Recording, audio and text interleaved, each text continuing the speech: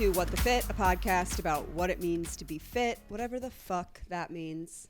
We're back for High on the Hill. It's High on the Hill, baby. Welcome back, Emma. Thank you, Christelle. We can finally talk. We can talk. It's been really fucking hard, I have to say. We sat in some silence, actually, Well, we for a minute or two. We turned on music. We did, because we were so committed to my rule, because I think that we both know how important adhering to the rule was going to be. Agreed. Because if we get talking about something, we get talking about it. We really do. And I was like, we got to save our juices. Like we cannot blow our load before we hit record.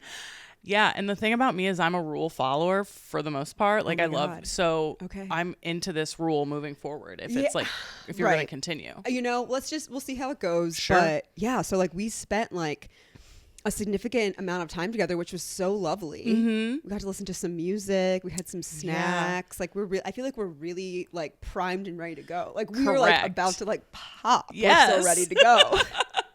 The excitement is palpable. I know. So here we go. Yes. High on the Hill is the portion of What the Fit where we get together on the hill upon which I live, and we smoke weed, and we talk about the weed that we're smoking, and then we run through the notes we keep in our phone. We do. The high notes we keep in our phone. We had a big list this time. It was... You were popping. I just was, I don't know, well... My cannabis intake has gone up recently, so I think that I was kind of like I was like maybe smoking once a day, which is not a lot for me. And then the past, I would say 3 weeks, I've really amped it up. I'm not sure what's going on, but it's fine. And here's the list. Yeah, you know? I know. Here we go. Like let's go. Yeah. Okay, so the weed that we're smoking, we smoked 2 joints. Mm-hmm. Right? Yeah. One of mine, one of yours. Yes. I had Hash Queen in a pre-roll. Hash Queen is described as a sativa dominant hybrid strain that provides a combination of cerebral, uplifting energy and full body relaxation. Its effects begin with a mood elevating lift that can boost creativity, followed by a calming, full body relaxation, making it suitable for unwinding in the evening. Okay, lovely. Interesting. Good choice for relaxing after a long day or as a creativity boost. Great. Mm-hmm. Dry mouth, red eyes, the same as like impaired memory and concentration. We'll see what happens. Literally. Higher doses may lead to feelings of anxiety or paranoia, but we're good. We're fine. Okay. And then you had, what did you have? White lemons. Mm-hmm. Another witch finger, if you will. A witch finger. Yes. Okay. White lemon. All right. Why does it make it so difficult? Okay, let's see. Positive effects. Energetic, creative, happy. 42% of people say it helps with stress. 28% of people said it helps with depression. What do we have here? Show more. Lemon aromas are accompanied by wood and spicy intense notes, making this a treat for your nose. Heightened mental clarity. Perfect. Okay, so what we may be losing with Hash Queen, we're regaining and balancing out with white lemon. Yeah. Perfect. Okay, cool. I feel significantly high. Yeah. There's like a couple things I like need to get off my chest right away before we get into the phone notes. Please. Okay. We are bursting. Literally. I know. I can't. Okay, so one of the things is like I haven't showered and like my hair is disgusting and I have to wear a hat, and I think we might be talking about hair washing on the list. Is hair washing on the list? If it would be, I would be putting it on. So why am I asking you? Hair washing's on the list. Okay. Perfect. So like we'll get to that. So I don't have to get too far into it, but like I just needed to get it off my chest like initially. Sure. I would never know that you hadn't showered. No, of course. No one would ever know. No one would ever know, but like me, you know. Yeah. I know. But it's just not in the cards for me at this moment. That's okay. Okay. So the other thing that I have to get off my chest, which is not on the list, but I woke up today literally bursting with excitement for the cabin. Yeah. So this episode is going to come out The Monday that we're returning from the cabin. From the cabin. Okay. This is good. This is kind of like our Thanksgiving special of High on the Hill, if you will. My golly. You know, not that means anything or we have to do anything about that, but it's just for good branding purposes. I agree. You know? Yeah. Okay. So Emma and I are going to a cabin at the Gorge, at Red River Gorge in Kentucky, with like, I don't know, 30,000 of our friends. Just about. Yeah. I like think 29, I believe. 29. Correct. Of our friends. We have this huge cabin and it's got like 2 or 3 kitchens or something insane. Yeah. A million hot tubs. And, you know, kind of like the purpose of this trip is that we're celebrating our celebrating engagement, Adrian Murray. But like, we're not probably going to mention anything about an engagement or like that there's a bride or a groom. Nope. Like, none of that. Nope. No. We're just all gonna enjoy each other's company with that in like the background of our mind while we're getting absolutely plastered. Yeah. And going in the hot tub and going hiking. Yes. And Gia and I are going to like really finally get to execute one of the creative projects we've been brewing Oh my God. We are going to make up a dance and perform it for everyone. Stop. I can't wait. I'm I a know. dance mom. Okay, well, you can help us. I really picture like us like locking ourselves in a room with a boombox and like a bottle of El Jimador. That's all you need. And like we're just going to That's like create a masterpiece and then we're going to perform it for everyone. I can't wait. Yeah. I am a dance mom. When Gia was performing at Ren Fair, Joe and I went and saw her, and I just like, the show had already started and I just ran up to the front row and had my phone out. I was full dance mom, so I can't wait, and just be prepared. I won't be like yelling at you. I'm not a mean dance mom. I'm just like nice my heart is like one. brimming with pride. Yeah. Okay. I'm super excited about that. But the thing that I am really excited about was this idea that I just had this morning. And I like ran it by Adri first to see if it would be something that she would like be interested in. And she said yes. So I'm going to bring down my recording equipment and I'm going to have like I'm going to create kind of like prompts and like things like that to like ask all of us at the cabin in relation and in thought of like Adrian Murray. Okay. So like there'll be like stories and whatever, and I'm gonna create this like episode for her of like what their time at the Gorge as like a gift, a like engagement present. Really sweet. And it's gonna be hilarious. It's going to be fucking unhinged, and that's so sweet and so memorable. Like right? That's the like, perfect instead way. of giving you a photo album, yeah, I'll give you a podcast episode of all your friends together as you get engaged. I cannot wait. I'm really excited. That's such a good idea. Yeah. Anyways, that's like Damn. what I've been dying to get off my chest. Oh my God. Yeah, that's huge. Wow, I can't believe you held that in. I know. I feel so much better. I feel like lighter. Anyway, okay. Is there anything that you need to get off your chest immediately before we jump in? Honestly, no. What I need to get off my chest is I'm like so ready to get into the list. Here we go. Well, let's go into our phone notes. The first phone note is, I am a football girly. In parentheses, not really. This is my note. Yes. And you know a little bit about my football journey, I believe. Refresh my memory. Well, okay. So for background, my football team allegiance has been a lot like Game of Thrones. Okay. I grew up in New England, diehard Patriots fans. Right. Like that was it. Yes. That was it. You didn't even think another team's name. Okay. So, but I also like didn't really care about football that much. Like I always liked baseball more. I moved to Cincinnati. So you would think, okay, like Bengals. Again, I don't really care too much about football. I'm like, what the fuck ever. And then when I started dating Joe, he was like kind of into football. And then we figured out together that you could bet on football. And I was like, I'm interested.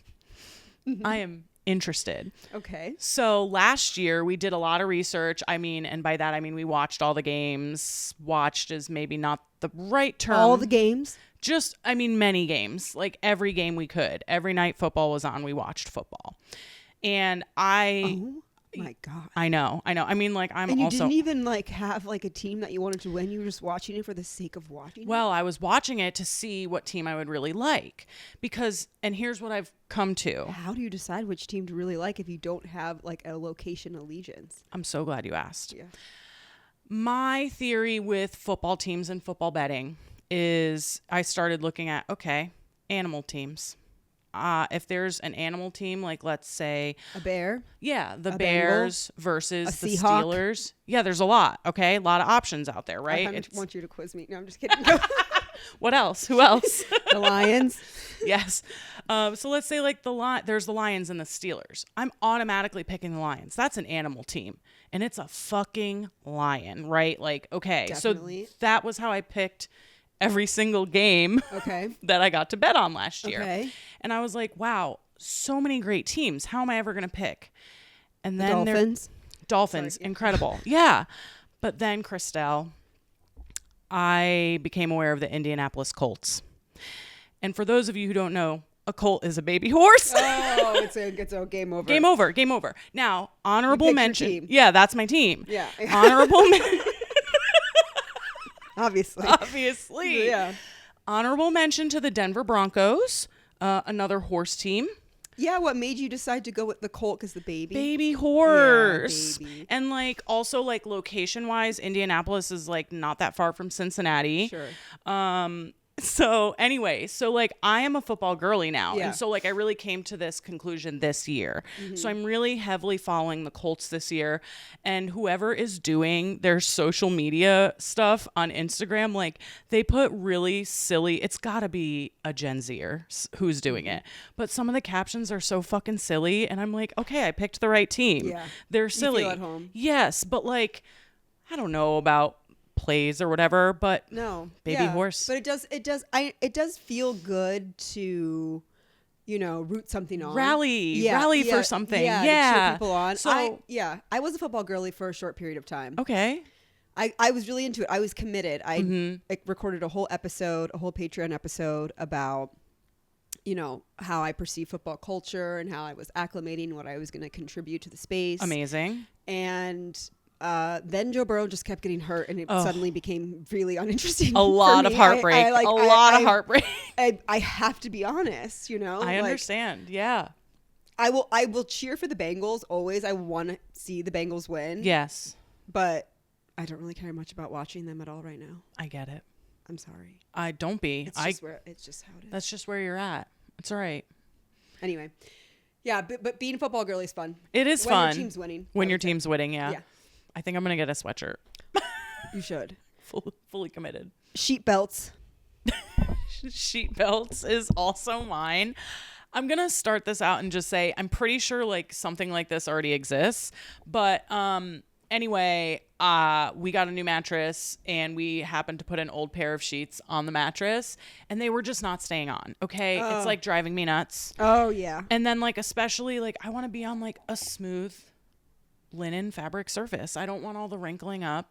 It was driving me fucking nuts. And I'm like, I need a strap to attach on the bottom of the corner of a mattress that clips onto either side. Yeah, of the like corner. a bungee cord. Yeah, and you call it a sheet belt. Yeah. Because of course you would. Yeah. But I'm pretty sure, I feel like this probably already exists. I would have to say probably, but... Do they call it a sheet belt? I don't know. I don't know, but that is... I can't believe I never thought of that because I seem to like have that problem a lot in my life. Like that problem is like one of those like nagging problems that follows me around everywhere that it might not follow everyone else. Mm-hmm. Like not lately in my bed now, but like up until this point and even in the bed downstairs, like the sheet is always coming up. Wow, I hate that. Like, I don't know. I really just think it's a curse that I have. Of mine. Curse. I do. I think that. Yeah. So like if those, like what I need is a sheet belt to break. You need a sheet belt. All right, I'll do some more investigating because I feel like it has to exist. It has to exist. But it's a really good idea. White cheddar, everything. Top tier flavor. Okay, whoever first debuted white cheddar as a flavor into the snack world, hats off. What are you talking about specifically? Smart Food popcorn, white cheddar Cheez-Its, Annie's white cheddar mac and cheese. White cheddar Cheez-Its. Yes, I recently had these little pretzel sticks that were covered in garlic and white cheddar dust. White cheddar dust. Yeah, and I'm like, who decided that this was? And I'm thrilled about it because if it has white cheddar on it, I'm getting it. You're gonna like it. I'm gonna like it. I think of the white cheddar shells that are like those like little protein, like the Goodles, or like they have a Kroger brand now. Mm-hmm. They have like white cheddar, delicious. White cheddar shells are really, really good. Mm-hmm. White cheddar cheeses, though, you just like sparked something inside me, honestly. Really? Like, yeah, you really did. Like, I'm not gonna be able to stop until I have a white cheddar cheese it. I'm gonna have to go I don't know how I'm gonna get it, but I need to. Yeah, it's gonna really do something for you. Do they have them in Kroger? Yeah, they have them everywhere. It's a cheese Really? Yeah, it's a cheese It feels exotic to me. It feels what? Like, yeah, it feels like a white, like huge grand moose, like moving through the Canadian It's your Moby Dick. It's your Moby Dick. That's what it feels like to me when I heard that. Have you ever had a white cheddar cheese it before? I must have sometime in my life. You must. Okay. Anyways, I need one. You need one. I need one. They have them at Kroger. This is going to bring us as a good segue into our next thing that I want to talk about. I'm going to skip down the list a little bit. Do whatever you gotta do. I just was such a late. Do whatever you got to do. Yellowjackets. Oh, yeah, please. Have you seen it? I am not caught up on the most recent season. No, I just started. Okay, but I have seen it. Yeah. Talk to me. So that's what I'm into right now. Yeah. That is up your alley.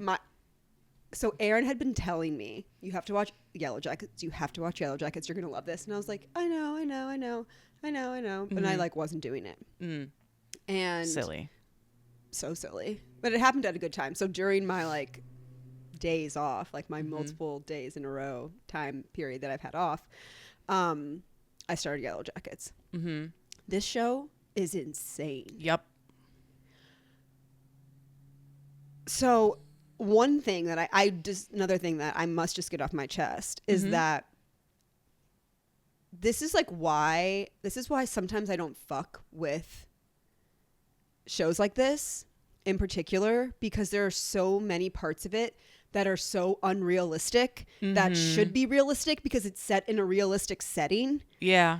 And it's like, are you kidding? Like, I can't help to see the flaws. Like, I'm sorry, but spoiler alert, I'm sorry, but Van getting her face chewed off by a wolf, you're dead, bitch. You're dead. You're so dead. Absolutely. They actually thought you were dead and set you on fire. Like, yeah, there's not a chance. Not even that she's coming back from it and she's getting ready to go to a dance. Yeah. Their doom coming. Right. She's okay enough and with it enough after a wolf clawed and ate your face off. Wildly unrealistic. Oh my God, you could see your jaw and your teeth. Yes. Yeah, there's no way that the show is not for everyone. Right. Also, pretty graphic. Yeah. Cannibalism, whatever. Yeah. It's fine. No, I love it. I felt that way many times watching that show, and oftentimes, consuming media. I consume media all the time, and I'm like, this would never happen. But like, see, somewhere in The Walking Dead, like for example, in The Walking Dead, I can let that shit slide. Correct, because there's zombies. It's in a zombie. Yes. But this is like supposed to be real. Yeah. Whatever that means. Yeah. There's just so many things that happen in that show that I'm like, that would never happen. Right. That would never happen. Also, like the coach, how far into it are you? Spoiler alert. I'm oh my God. I mean, I might be season 2 by now. Okay. So I'm trying to think what just happened. I don't want to. Fuck. Okay. What's happening with the assistant coach? Let me ask you that. The assistant coach. So Ben. I think his name one of his legs off. Okay, cool. Yeah. Oh my God, I'm he would never survive that. He would never survive. No, they had no antibiotics. They had like witch hazel oil from like someone's caboodle. Get fucking real. Yeah. Anyway. Not realistic. I went off on it. I've been holding that in for so long because I'm watching the show alone and like I just had to get that out. But okay, apart from that, I really enjoyed the show. I like a show that does a back and forth between timelines. Yes, me too. I really enjoy that. I like how I'm assuming like the first scene that we see in the show, like of basically the girl like running and falling on the stakes and then like cutting her open and eating her. Like, we don't know where that comes into play because where I am right now, you're like, that's like not what's happening. Like I was expecting it to like pop off I don't know. It's just unfolding in such a way that is really intriguing and interesting. The characters are so fucked up. Yes. But how could you not be? I know. How, again, it's supposed to be like a quote unquote, like real, more realistic, whatever. Not like something like Walking Dead where there's zombies. But how would you not be fucked up? For sure. Yeah. And Melanie Linsky's character, Shauna, oh my God, her character arc is insane. I'm starting to see it. I'm starting to get into it. I mean, yes. Like she's already, spoiler alert, she's already killed Adam Martin. Perfect. Like, yeah. Bye. Yes. I know. Anyway, I will digress, but I just wanted to give you a little peep into what my inner world has been looking like lately. Thank you. Yellowjackets. That's what I go to sleep thinking of and wake up thinking of. Perfect. How soothing. So soothing. I don't know what else to do with myself. Okay, next. I really got to get to this one. Well, we'll go to this one first. Your high school car. I'm really excited about this one. Please.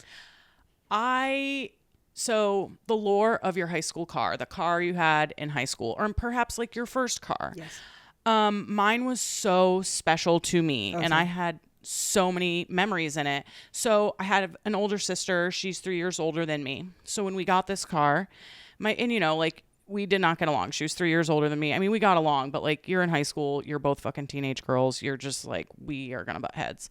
We pick up the car, and I will never forget this. She turns to me and she said, "This is going to be your car one day, so you get to name it." And I said, I like could have cried. It was like one of the best memories ever. Mm-hmm. So we named her Isabella, the Altima, Izzy for short. 1996 champagne colored Nissan Altima. Whoever had it before us tinted the windows so dark, had the fucking racing seatbelt cushions in, and it had a very fancy car system. Remember the Clarion snap-ons? It was like a really fancy Clarion. And when you would park, you would have to take the faceplate off and put it in a little case because people would want to steal it. Yeah. So Izzy the Altima, so incredible. So many memories with her. I never drove her over 90 miles per hour. However, my sister did. And fun fact, the whole car would start to shake if you went over 90. Yeah, I've been in those kind of cars before, for sure. And this is in 2006. And this is a car that was from 1996. So that's fine. That's fine. My high school friends and I, our senior year, we like went and quote unquote like kidnapped one of our friends when she was getting out of work at night. I literally loved kidnapping people when I was younger. Yeah. We straight up put a pillowcase over her head and like just threw her in the back seat of the Altima. Yeah. Of course. Why not? Yeah. And we're just playing. JK, it was so funny. And then the other really silly thing that I feel like happened with this car, there were so many things, but when I was a senior in high school, the thing was your friends would go out and like either TP your car or gummy bear, fork your car, wrap, and get the marker windows and write stuff all over your car. Egg. Yeah. Yeah. For sure. Yeah. And there was a cool hot hockey player in my class senior year who had the exact same car. Except his tint was not as dark as mine was on the windows. Obviously. Yeah. So one day I go out to school's out and like, I wasn't super popular, but I had like my little group of friends, like whatever. And I go out and I'm going out to my car and someone has like vandalized my car and I'm like so important. I'm brimming with like excitement. I'm like, you're so I'm popular. cool. Yeah, someone wanted to destroy something that I own. Yeah, I love me. And I go up and they thought it was the cool hockey player's car and they like wrote his name all over it and shit. And that sucked so hard. My first car was a Jetta, a 2000 silver Jetta, much like the one that Lo Bosworth had in the UC in the OC, except hers was white and mine was silver. Yeah. I loved it. I loved that car so much.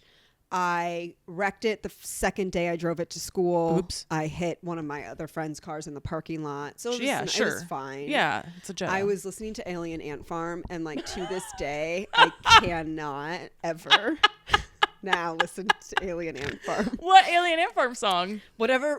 I don't know what song it was. But I just know the album it was. Whatever album came out in probably 2005. Look it up. I don't know. Oh my God. That's really good.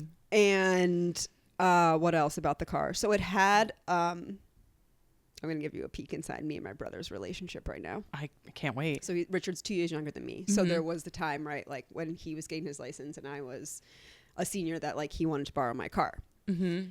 And the seats in the Jetta were like these like vinyl, like, you know, I do, like really porous, you know, sure, like they'd hold a stain, they'd hold a smell, you know, whatever. It was in there. It's soaking it up, the kind of seats. Sure. Yeah. So my brother like wanted to borrow my car and I was like, okay, fine. Mm-hmm. So I was like, you know, I'll meet you at grandma's and I'll like give it to you and like go to grandma's and I'll drop it off there and you can take it. That's nice of you. What a good sister. I spent the entire ride ripping farts so that they would soak into the seat of the Jetta so that when he got in the car and he sat down, it would just reek of farts. We talk about it to this day. He called, as soon as he gets going in the car, he called me. He's like, Christelle, what the fuck did you shit in here? And I was like, enjoy your time in my car. Don't forget whose it is, bitch. Yeah. That's what that was. I love that. Oh, that's good. Yeah. So that's really nice. That's fun time. First cars are fun. I named it like something so stupid, like the Silver Bullet. It made nothing. Sure. It was nothing. I'm not really that big into car names, but I did call it the Silver Bullet, but it was like so uncreative and like not at all reflective of the personality of the car. So I apologize for that. That's okay. Okay. Babies are not billboards. I put this one on there. So, okay. When one of my closest friends had a baby, her first baby, you know, like it's your first time. I am not a parent. I will never be a parent to a human. That is my choice. Like it's fine. I think it's incredible that other people are parents because that is like a superpower to me. Sure. And you have to be so selfless. So I feel that it is well within a parent's right to obviously choose how they want to dress their child and take care of their child. So like caveat, like you do you.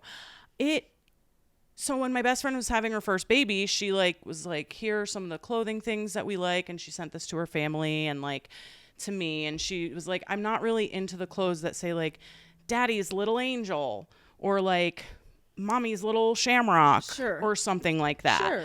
And you know, sure, this is your child. Yeah. And then I really started to think about it and why are you putting like, I'm my daddy's little girl and he's going to like beat you up, all these like long ass messages on your fucking kid, on your 8-month-old. Yeah. It's weird to me because these are also tiny humans. Okay. And a baby is not a billboard. Save whatever self-absorbed shit you got for a poster board, not your baby. I feel like it's really similar to like bumper stickers. Yeah. Like, you know, and anything can be a billboard. Your child, correct. Your car. Correct. You know. Yeah, but it just like really irked me that I don't know. I was thinking about it way too hard, obviously. Yeah. You were high. Obviously, I was stoned. I was like, really? I'm like, these are human beings. These are tiny human beings. And like no, I totally get that. I mean, I will, like, that's not my aesthetic either. Yeah. But, like, just as I say that, like, I'm already thinking, like, if I had a baby, like, it would, like, be, like, to my aesthetic. Yeah. It would, like, kind of be that way. Yeah. It would end up just, you know, not just. This is, like, why I'm not a mother. You know, like, but, like, it would. Right. I know me. Yeah. I know me. I would make it an extension of my world. Like, okay, kid, if you're being seen with me, like, here's our vibe. Here's our vibe for the day. I'm the vibe setter. I'm the mom. And like, maybe that's the mom's vibe. I guess you're right. You know? Again, never want to yuck someone's yum. No, but I just know like spiraled thinking about it for a minute. I know exactly what you're saying. I know exactly what you're saying. Yeah. Okay. So because this is our Thanksgiving episode, and I want to make sure that we have ample time to talk about do whatever Thanksgiving, you gotta do. Let's talk about my note of And I wish there was a timestamp on when I wrote this because I remember when I wrote this. Okay. It was at a strange time. Okay. The holidays are sad, in parentheses. How do you feel about Thanksgiving? I remember being so high. Okay. Like literally about to pass out. But like having these like high thoughts as I'm like drifting, as they often come to us. Right. And I was like getting my phone. I was like, oh my God. I have to write it down. I won't forget as I'm like falling asleep, passing out. Okay. How do you feel about Thanksgiving? This is a multi-layered question for me. So my birthday often falls on Thanksgiving. It does not this year. But so I'm like, okay, I don't know. For me, it feels strange because I'm like, we're eating this giant meal. Not to say that like I never had like special birthday meals like around my So you're birthday. resentful of Thanksgiving. I wouldn't say I'm resentful because as an adult, I like it more because Joe and I host. We've hosted like the last couple years and I like hosting because then I'm just like putzing around in the kitchen. But it's like a lot of work for like 45 minutes of eating food. And then I'm instantly like last year we got done eating at 5:30 and I was ready to go to sleep and sleep for like 10 hours. So I don't know, like it's nice to get together. I like hosting, but I've just always felt so whatever about it. Cause I'm also like very whatever about my birthday. Like, I don't know. Yeah. I do not like Thanksgiving. Okay. And I have spent so many years of my life trying to force myself to like Thanksgiving. I had us all when we did Thanksgiving in Canton, I would have my whole family do the turkey trot with me. Because like that's what I was into at the time. I was like, let's make this fun. I'll try to make it fun. It's not. It's miserable. It's not fun.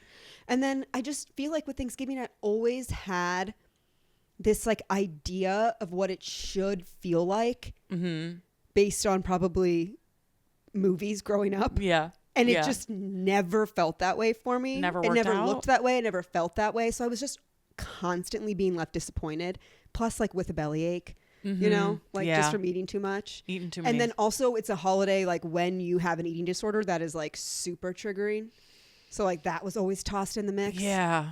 So last year was the first year of my life where I was like, I'm not participating in Thanksgiving. And how did that make you feel?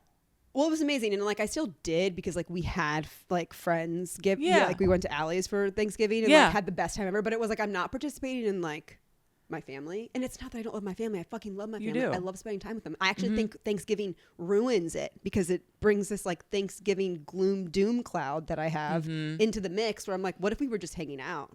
Yeah. On the date of Thanksgiving and like we didn't do Thanksgiving. Low expectations, low stakes. It's just something for me that I don't like it. But I like eating the food. I really do. But yeah, it's a fuck ton of work. I've hosted here before. In my attempt to make myself love Thanksgiving, I was like, well, what if I do it at my house? That didn't do it for you. Because then I make it set up everything that I want. It has to go the way that I want if it's at my house. Yep. Yes, it did. It went exactly the way that I want. And I had zero time to sit down or talk to anyone or enjoy any single moment of it or take any in because I was just so concentrated on having everything go the way that I wanted to go. So then after that one, I was like, this still sucks. Yeah. What I think maybe, okay, I'm going to challenge you at next year for Thanksgiving. Just do something. What do you mean next year? This is this year. We still have this year. I could accept a challenge this year. Okay. Just do whatever the fuck you want. Yeah, that's what I'm going to do. Okay, perfect. That's it. That's Thanksgiving. That's your Thanksgiving, you know? No, I know. I'm excited. Okay, sick. I could go to Columbus to see my sister. I could stick around here and chill and do something. See, well, not the issue, but the reality of the situation is I close the night before Thanksgiving and I close the night after Thanksgiving. So I can't really like go too crazy. Well, you're welcome to stop by our apartment. We're going to be playing some card games. Joe and I are cooking. It's very low stakes. The dress code is pajama. Okay.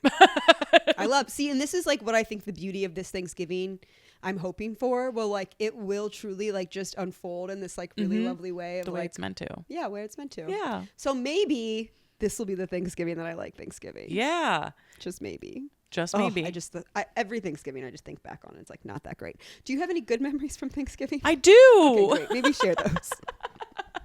I do. So my grandma on my father's side, my Grammy, she was like our matriarch. She was such a wonderful woman. Dot. A Dot. I love Dot. Dot. I had an Aunt Dolly. Oh, yeah. Dolly. And she was iconic, obviously. Yes. How can you not be with a Dot and a Dolly? Yeah, absolutely. And so she went every Thanksgiving, and my mom tells this story. This originated from the first Thanksgiving that my mom hosted at wherever she and my dad were living. And, you know, my mom has put together this huge meal, and my dad's family comes over, and my Grammy looks at my mom, and she like looks at the spread, and she goes, well, where are the pearled onions? And my mom, and she was not like saying that in a nasty way. It was like, she was not a nasty woman, but like that was something, I guess, that you had to have at Thanksgiving.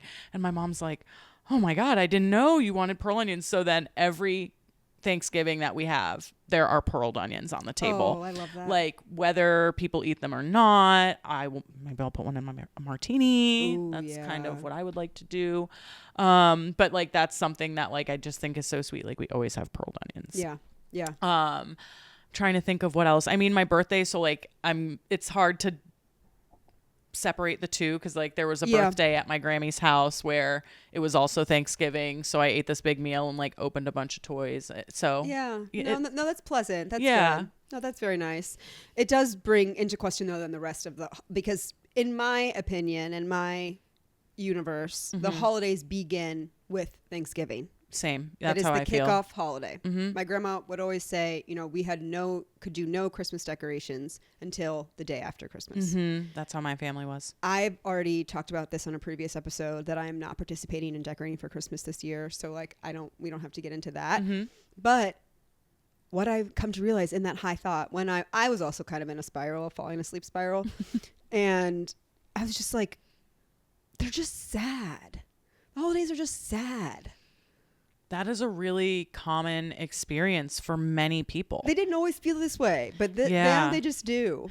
I think part of it is like when you're a child, there is this aspect of magic and whimsy around the holidays. Yeah. And as you kind of get older, you know, there's like what feels like a fucking marathon, starting with the couple days before Thanksgiving, if you're like cooking all this food and hosting, a literal marathon. And then a marathon to essentially New Year's Day. Yes. In my opinion. Yes, it is. That's exactly right. And between it's like a nonstop barrage. Yes. Because after Thanksgiving, then the next thing you know, it's like December 18th. Exactly. And you're like, fuck, what happened to the first 18 days of December? No, they're gone. They're gone. You have Christmas parties, you have Christmas events, you have dinners. And it just feels so... And pressure to like go to the holiday spirit. And go to everything.